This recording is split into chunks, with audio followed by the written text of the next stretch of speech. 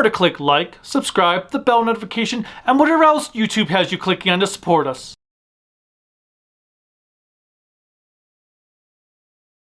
Good evening, everyone. I am the Kaiji no Kami from the Toku Animation News Network, and today I am taking a look at the 4th issue to IDW's The Twilight Zone. Issue 3 took place in what appeared to be a medieval setting with a wicked plot twist that was worthy of the Twilight Zone moniker. Today's issue, titled False Bottom, is brought to us by artist and writer Nate Powell. Powell was a caregiver for 10 years before moving his career into the world of art when he got his first book, Swallow Me Whole, published. He did a series on the life of civil rights leader and Congressman John Lewis called March, along with a wide variety of titles over the years. As such, it will be interesting to see Powell combine his experience of non-fictional storytelling with that of the Twilight Zone. Can he top the Relic?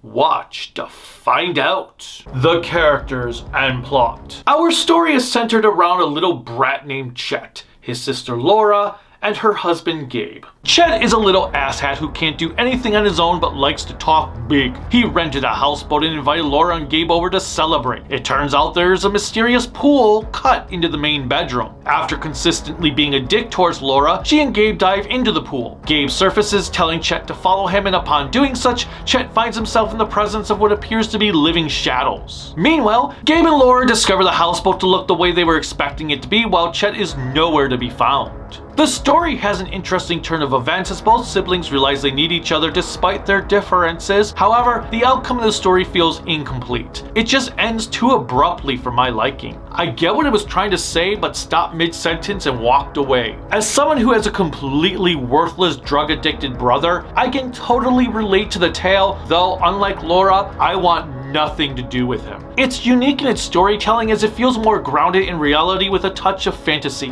which is a nice change of pace. The artwork. The art has a nice balance of light and shadow. I quite like how the story begins with a shot of the houseboat in the early daylight and ends with it silhouetted in darkness against the night sky. There are a plethora of darkened backgrounds with our characters and what's in the foreground illuminated in light, making them pop off the pages. It adds a film noir flavor to the story. Unfortunately, as I said, the story ended very abruptly and feeling incomplete, which is a real shame because it had a great premise to it. I do kind of agree with Gabe's point of view of not worrying about Chet. Nevertheless, it's a tale worth checking out and truly worthy of something found in the Twilight Zone. Until next time, bye.